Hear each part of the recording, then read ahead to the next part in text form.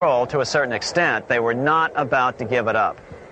At the meeting of the American Bankers Association that year, they urged their membership to do everything in their power to put down the notion of a return to greenbacks. The ABA Secretary, James Buell, authored a letter to the members which blatantly called on the banks to subvert not only Congress, but the press.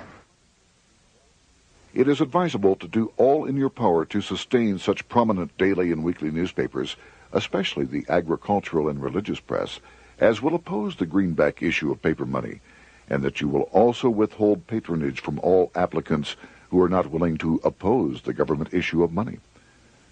To repeal the act creating banknotes or to restore to circulation the government issue of money will be to provide the people with money and will therefore seriously affect our individual profits as bankers and lenders.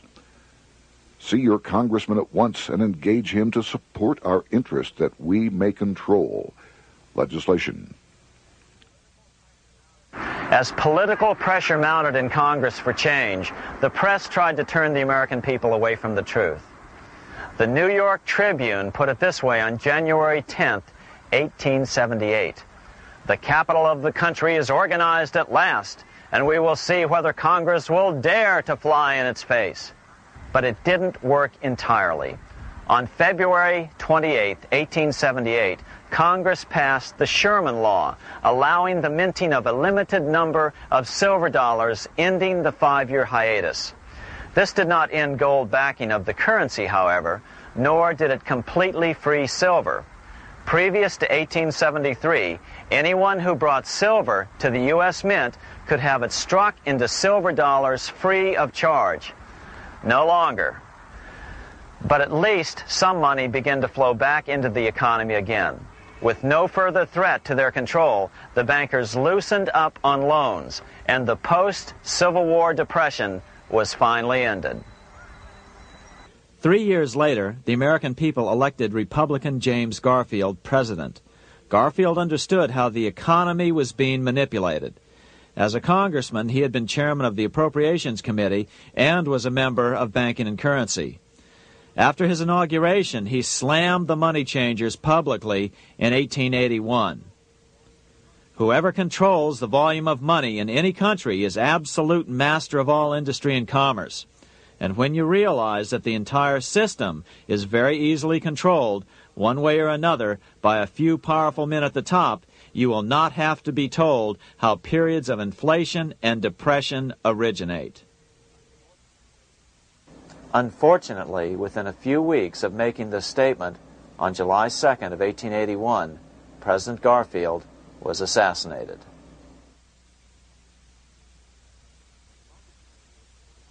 The money changers were gathering strength fast. They began a periodic fleecing of the flock, as they called it, by creating economic booms followed by further depressions so they could buy up thousands of homes and farms for pennies on the dollar. In 1891, the money changers prepared to take the American economy down again, and their methods and motives were laid out with shocking clarity in a memo sent out by the American Bankers Association, the ABA, an organization in which most bankers were members. Notice that this memo called for bankers to create a depression on a certain date 3 years in the future. According to the congressional record, here's how it read in part. On September 1st, 1894, we will not renew our loans under any consideration. On September 1st, we will demand our money. We will foreclose and become mortgagees in possession. We can take 2/3 of the farms west of the Mississippi and thousands of them east of the Mississippi as well at our price. Then the farmers will become tenants, as in England. These depressions could be controlled because America was on the gold money standard. Since gold is scarce, it's one of the easiest commodities to manipulate. People wanted silver money legalized again so they could escape the stranglehold the money changers had on gold money. People wanted silver money reinstated, reversing Mr. Said's Act of 1873, by then called the Crime of '73. By 1896, the issue of more silver money had become the central issue in the presidential campaign. William Jennings Bryan, a senator from Nebraska, ran for president as a Democrat on the free silver issue. At the Democratic National Convention in Chicago, he made an emotional speech which won him the nomination entitled Crown of Thorns and Cross of Gold. Though Bryan was only 36 years old at the time, this speech is widely regarded as the most famous oration ever made before a political convention. In the dramatic conclusion, Bryan said,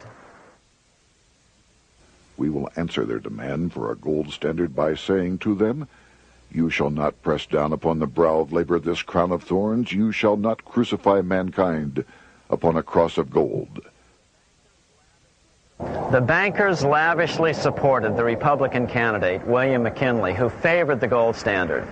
The resulting contest was amongst the most fiercely contested presidential races in American history. Bryan made over 600 speeches in 27 states. The McKinley campaign got manufacturers and industrialists to inform their employees that if Bryan were elected, all factories and plants would close and there would be no work. The ruse succeeded. McKinley beat Bryan by a small margin. Bryan ran for president again in 1900 and in 1908, but fell short each time. During the 1912 Democratic Convention, Bryan was a powerful figure who helped Woodrow Wilson win the nomination. When Wilson became president, he appointed Bryan as Secretary of State, but Bryan soon became disenchanted with the Wilson administration. Bryan served only 2 years in the Wilson administration before resigning in 1915 over the highly suspicious sinking of the Lusitania, the event which was used to drive America into World War I. Although William Jennings Bryan never gained the presidency, his efforts delayed the money changers for 17 years from attaining their next goal, a new, privately owned central bank for America.